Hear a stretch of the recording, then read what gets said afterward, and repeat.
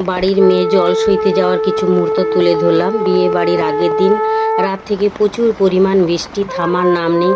কিন্তু বিয়ে বাড়ির নিয়ম তো আমাদেরকে মানতেই হবে। ছাতা হাতে শাঁকে বাজনা বৃষ্টির উপলক্ষে করেই আমরা বেরিয়ে পড়লাম জল সইতে। গ্রামের হাই স্কুলের মাঠে চলে এলাম।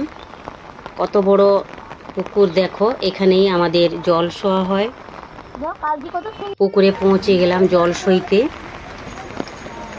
এবার জল সয়ে বাড়ির পথে রওনা দিলাম। বৃষ্টি ভেজা গ্রামের মাটির পথ দিয়ে একসাথে হাঁটা, চারপাশে সুন্দর গ্রাম বাংলার পরিবেশ, আপনজনের হাসি, আনন্দ সব মিলিয়ে মুহূর্ত ছিল সত্যি অসাধারণ। নিয়ম তো মেনে চলতেই হবে। বৃষ্টির মধ্যে সেই আয়োজন, পরিবারের সবাইকে নিয়ে আনন্দ আর বিয়ে বাড়ির বাস্তব এই ছোট ছোট মুহূর্তগুলো পরে হয়ে যায় বড় স্মৃতি।